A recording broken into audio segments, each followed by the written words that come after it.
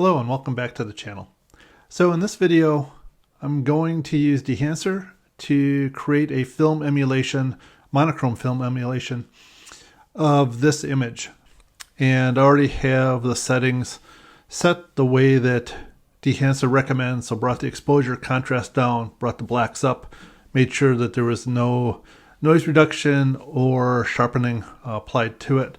And I'll just go ahead, right click, say edit in Dehancer, and just make sure that these settings are correct as well. Go ahead and hit edit, and this is now going to bring up Dehancer.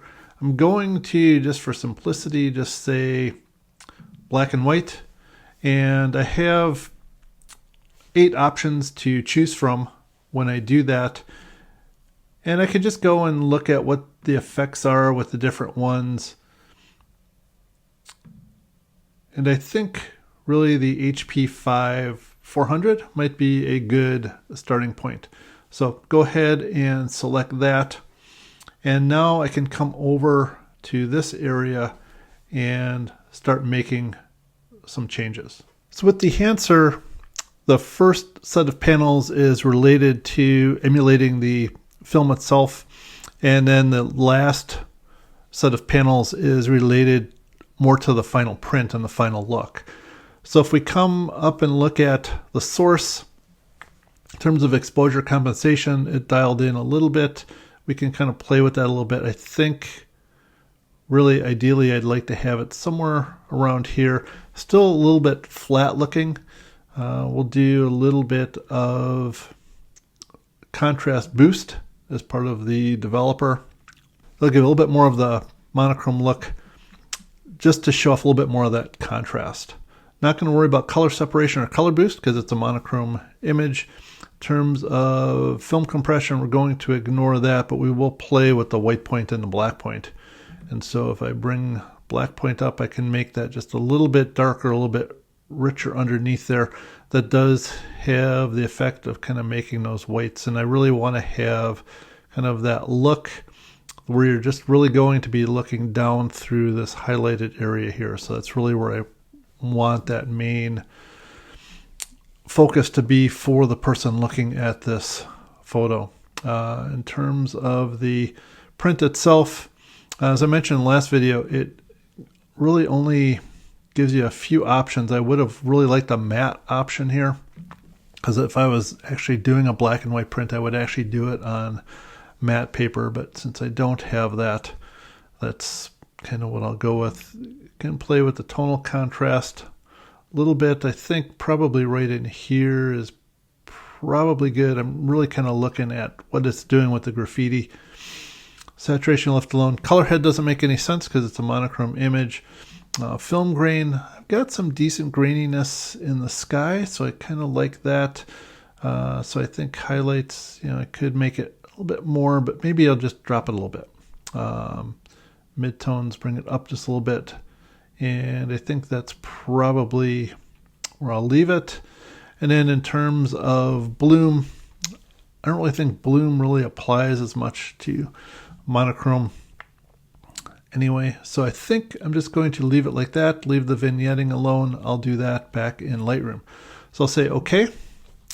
And so now we're back in Lightroom. This is the image. It does actually have that Ilford look to it.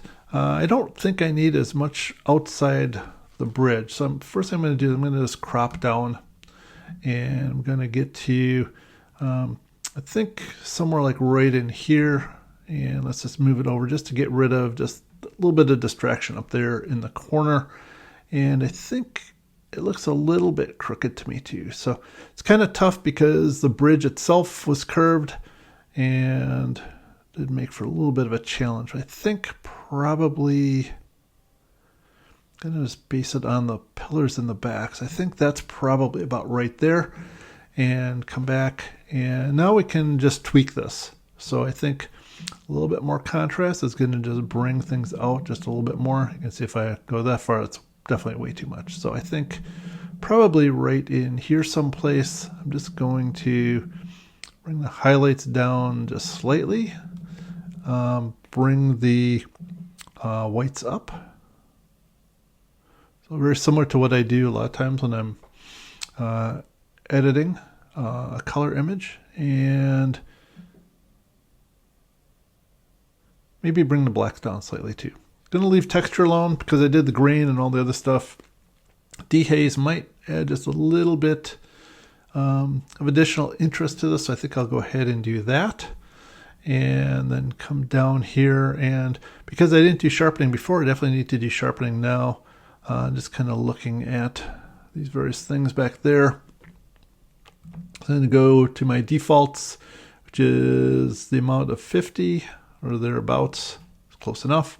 0.9, and then holding down the Option key on detail, just to where I see those lines start to appear nice and start to make out some of that graffiti. I can see that birthday cake there.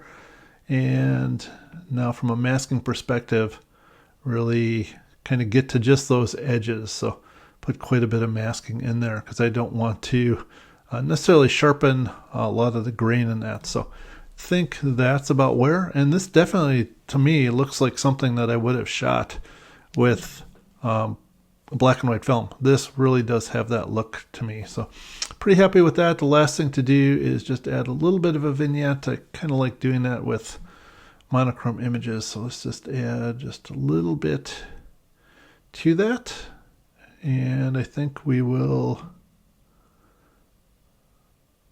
just change the roundness a little bit. Maybe give it a little bit more of a feather.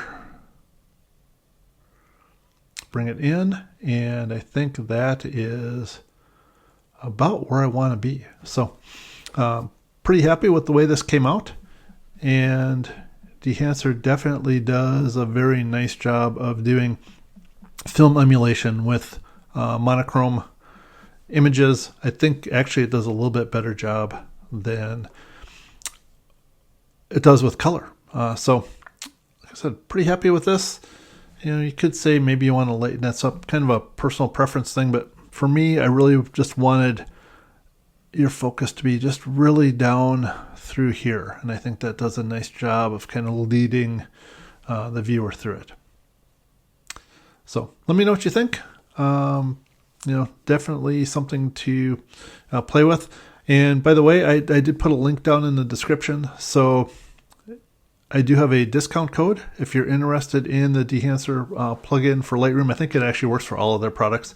So Frozen Hiker, details are down below in the description. It'll save you 10% when you go to check out. So hope you enjoyed this video, found it interesting. Again, you could use that discount code of Frozen Hiker to save 10% on the Dehancer software. So if you liked the video, go ahead and hit that like.